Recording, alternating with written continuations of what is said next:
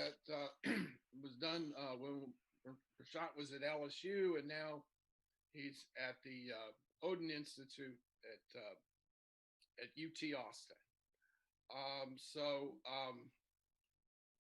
Let's see here. There we go. So an overview. So the nice thing about the peridynamic or the non-local models for fracture is global fracture emerges from the non-local dynamics. And this is the hallmark of these non-local peridynamic models. The spatial localization of gradients also emerge from dynamics. That is the strain. The elastic strain field tends to get steeper and steeper and can then result in material damage, which then propagates. And all of this is done dynamically and is an emergent phenomenon. It's part of the dynamics. There's no separate field equation or laws for kinetic advancement of the crack. Interestingly enough, that if you take the horizon to zero, that is the non-local model. If you take the non-locality of the model and tend to zero, you're actually converging to sharp fracture evolution. So I'll talk about that today in this lecture. It'll be mostly about taking the limit of peridynamic models and seeing what these limits are. One of the amazing things is that the kinetic relations at the crack tip for linear elastic fracture mechanics are actually contained in the non-local model without anything added to the non-local model. They just are a consequence and appear in the limit of vanishing non-locality. And that's a little bit surprising, but we don't add anything and you just live with what you have and it passed the limit and there you are. So the interesting thing also in characteristic of non-local models is emergent phenomena. So for example, starlings and wheeling of flocks of starlings and large scale dynamics and structures that arise from it are well characterized by different non-local models, but basically nearest neighbor interactions have global consequences. So what I'd like to do is just start with an experiment, a very beautiful experiment. And this is a numerical experiment, which actually recreates the physical experiment. And it's called the Kalthoff Winkler experiment. And basically a cylindrical impactor comes from the vertical direction and impinges upon a anchored, let's say, held fixed target there, and it hits it dead center. And on the left, you have milled a crack or a opening, and on the right, you've milled an opening. And then these here are held fixed right here and here. And so then the question is what happens when this impactor hits this ligament between these two milled openings? And so when that happens, the numerical simulation basically shows that as that impactor slammed down, you generated or nucleated a crack at the corners there, right where the milled area stopped. And this segment just slides down. And what's interesting here is that there is a characteristic angle, okay, of fracture. Now, the key thing in this simulation is that the fracture is an emergent phenomenon. No one programmed a certain angle. No one assumed anything. It just happened from the dynamics. Okay, so from the field equations, just like in Maxwell's field equations, stuff happens. Well, here's a field equation, a non-local field equation, and fracture happens. So what's interesting here is the simulation captures the 68-degree angle, which is what is seen in the experiment. So again, a priori, no angle was there. it just emerged from the dynamics. And so that's the idea is you stick with one model and run the dynamics and maybe hope, it should give you something. So I think everybody's familiar with this, but I'll just say it anyway. So we have a neighborhood of a point X, X is being the center point of this ball, and the ball is called the neighborhood, and it's of radius in this talk epsilon. Okay, where always epsilon stands for a small number, ultimately sometimes taken to 0. And for any point inside the neighborhood Y, you can interact with the center point X. And firstly, X can influence Y. Okay. So from that, we'll discuss a strain. And so basically we take the displacement at Y and take the displacement at X, divide by the distance between where we have chosen the displacements, and resolve them along the direction of Y and X. Okay, so that's the direction vector, and we'll call that the strain.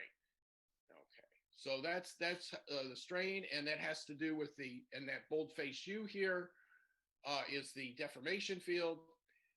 Y, so the strain S, Y is the point X, Y, X is the point X, and T is sometime in the evolution. Okay, so that's the strain field. And then basically here I've drawn a picture of a potential, and the x-axis is R, that should represent strain, and the vertical axis is the potential energy. So the potential energy initially is convex, and then it goes concave with an asymptote there. Okay, so we have kind of like two modes here. We have a well at the origin, which you can think of as an elastic well, and then we could have a well. We do have a well at infinity, and that's the asymptote, if you will. And so the fracture toughness and everything is encoded into this potential, as we shall see in a while. And what's interesting also is if you look at this potential, it's basically, it satisfies what's called the Griffith dichotomy. I mean, it's basically the minimum of the energy, elastic energy, which is this here, and the surface energy. Okay, it's hard to understand these things as such, but one can make an argument. So it's basically the minimum at each point, or for each pair X, Y, we calculate the surface energy of a bond and the elastic energy of a bond, and we per unit area, and we take the minimum. So that's rather interesting. So so the key is that this energy here actually encodes Griffith's surface energy. Then we do dynamics, so we want to take the force. So we differentiate the potential with respect to its argument, and this is the force. It's a cohesive force, okay? And like the PMB model, except we just smoothed it out, okay, towards the end there. So again, we have some the neighborhood of the origin is roughly elastic, a linear stress strain relation, then we have a softening, and then we have the unstable region, and then the bond fails.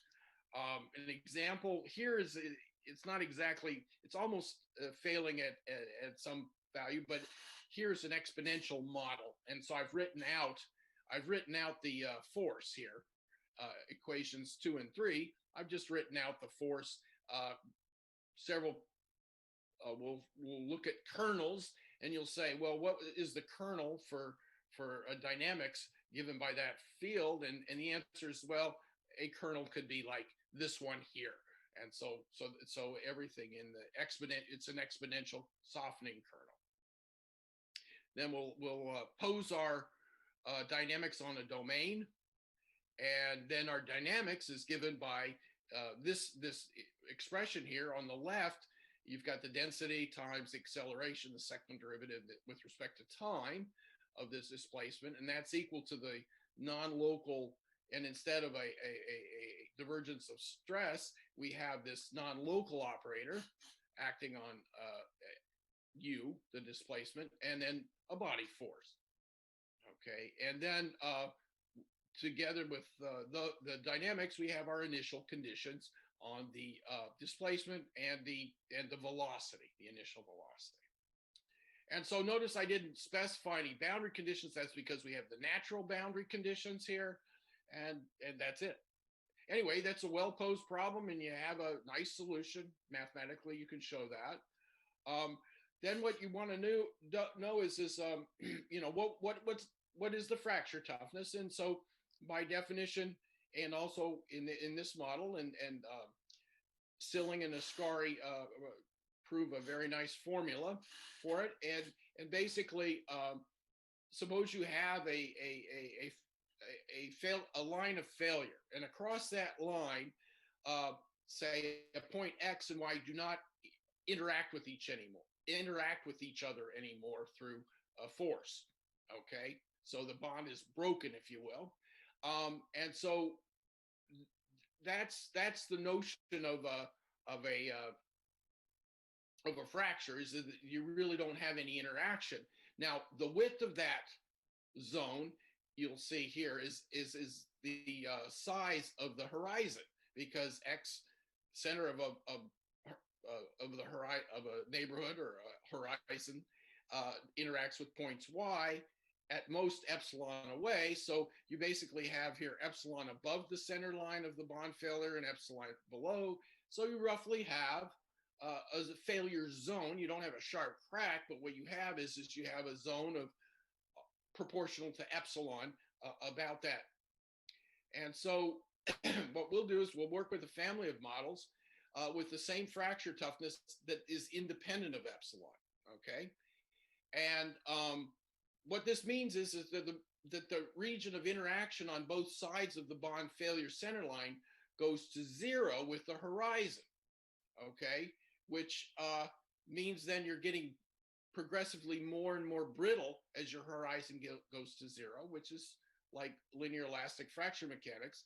And so localization, the third bullet there, is hardwired into this non-local model when you take the horizon to 0.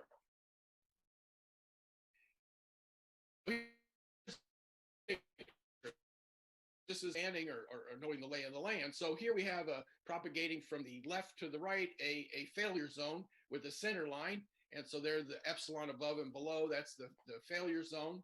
And that's at some time t, I call it FZ of t. And then preceding it in that clear region is the softening zone, where bonds are softening. And I don't pretend to get the actual geometry here right. This is more of a schematic, but the idea is that about this center line, you have softening, and then after you soften, you have total failure. Okay, so that's a schematic. But it turns out, you know, numerically, we kind of see this. So what I've done here is we pulled on either side of a rectangle, which is narrower than it is longer, and after a certain number of microseconds, it starts to grow, and that clear bullet shape with the gray is the crack, is the deformation associated with the crack. So that's literally the crack deformation there. And you see the opening displacement, the crack opening displacement looks rather interesting. So you can actually get the crack opening displacement and see how it's evolving in time. And here, this simulation actually models some work of experimental work of Golden, Levine, and Feinberg. So we did this in this International Journal of Fracture paper recently. Recently published it. We did it a long time ago. The key is that because the edge it's narrower than longer, after twice the sound, it takes the time for an elastic wave to go from the crack to the boundary and back again. It speeds up before the boundary can actually interact with the crack, but then it levels off once the crack is feeling the reflections from the boundary. And that's rather interesting, and it comes out naturally from this simulation and agrees with qualitatively with that of Feinberg and Martyr. The other thing is this picture here in this problem is we're looking at the effect of the horizon size on the zone where the bonds failed. So this picture here, this that I'm showing here, is the crack opening displacement. This picture here is where the bonds broke. Okay, so what you see here is where the bonds broke. Is we measure it, and it's roughly 2 epsilon plus some discretization. With H is the level of discretization. So what we see here is we narrow the horizon size. The crack itself narrows and is always 2 epsilon plus the discretization. So again, this is just what we see after when we do implement this numerically. So the next question is well, what happens is the horizon goes to 0. So imagine now we have the same loading, and we just take and simulate and find out what the displacements are for the same loading, and let the horizon go to 0 and ask, are we converging to anything? And so the answer is yes, we do. We converge. We converge in mean square in space. So the displacements converge in mean square in space to some limit, and uniformly in time to that limit. So the whole evolution converges to a limiting evolution. Okay, and then the next question is well, what about the limiting evolution? So we call the limiting evolution U0, and that's the deformation field there. And we find that the limiting evolution actually has bounded linear elastic fracture mechanics energy. And so the J in this formula here, the J is the jump set, J for jump set, and it's the length of the crack in 2 dimensions and the surface area, total surface area of the crack at time t. And then we have the elastic energy over there, which is the mu, the shear, and the Lemay modulus times the divergence. And one of the upshots is that fracture set is confined to a rough curve or surface. And you can actually say something about the roughness. For gamma limit people, for example, for phase field, one of the motivating factors for phase field is that the energy of a quasi-static evolution, if you assume a unilateral energy minimizing hypothesis, gamma converges to linear elastic fracture mechanics.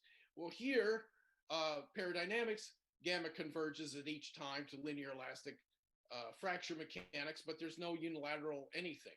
It's just dynamics, and you just find that each time the dynamics converges.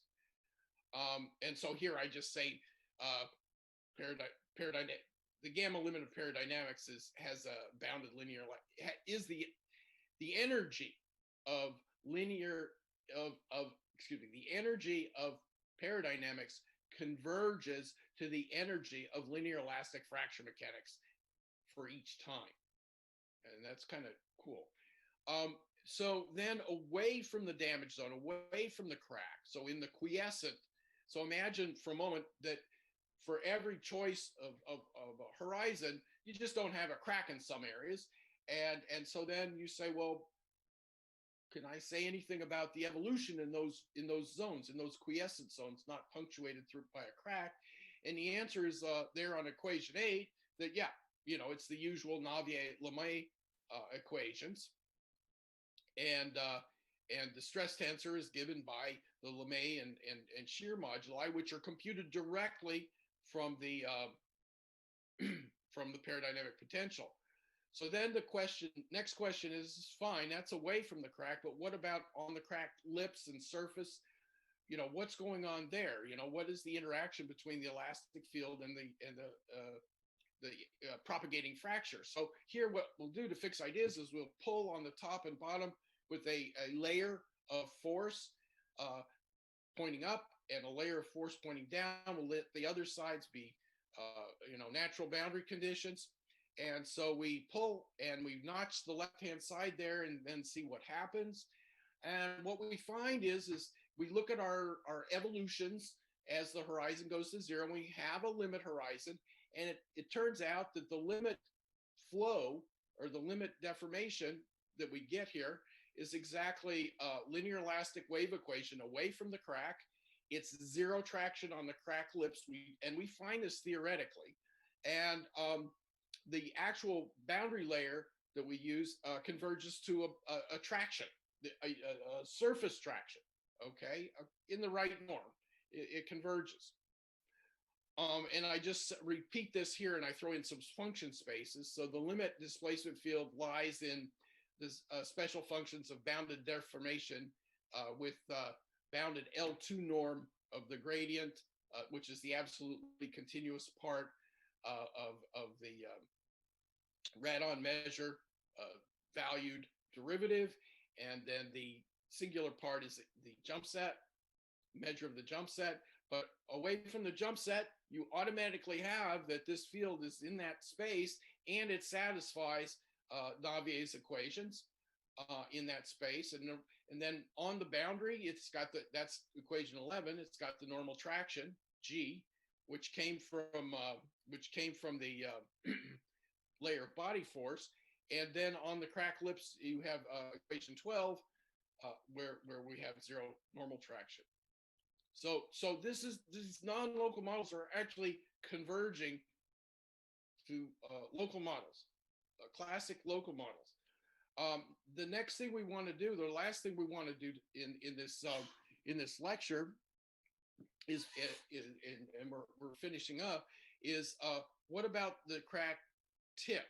So I'm going to consider a neighborhood of the crack tip, P gamma, excuse me. So we'll consider a contour, a domain moving with the crack tip, P gamma. Gamma is the boundary of P gamma. And I make sure that this domain cuts through the crack. So cuts through the failure zone here. Much unlike the local theory where we have to do a J integral and we go on the flanks of the crack with our integral, here we do not. We cut. And this is important. We cut the failure zone, okay? And then we say, hey, what, we do the following. We make the following, observation that defines peridynamics, which is the model is defined even in the crack, okay? That's the hallmark of peridynamic model. So now what we want to do is calculate the rate of change inside a domain, that P delta, moving with the crack. So the only way we can do that, and the only way we should do it, is take our equation of momentum, balance of linear momentum, and multiply on both sides by the velocity, and then integrate over P gamma. That's all you can do, okay? So you do it, and then send the horizon to zero and see what happens, do the bookkeeping, and you find, lo and behold, you get a fracture toughness, that is the energy required to separate both half spaces per unit length, equals the elastic energy flux flowing into the domain gamma, plus an error that's of length gamma, okay? And so that's all you can do, and that's what happens. Now, pushing it a little bit further, you send gamma to zero, you assume the loading is remote, and then you get back, and that's the third bullet, the formula for the kinetic relation for a moving crack, which serves to define V, the velocity. Also, V is in the definition of D, which I haven't provided, and CS, but it's there. And this was very much a triumph of fracture mechanics. But this comes out of peridynamics, this relationship, verbatim. Now, how, and I'll just be very quick, what is going on here is with the peridynamics, you calculate the stress work density flowing into the moving domain, and you find that it's related to the fracture toughness itself.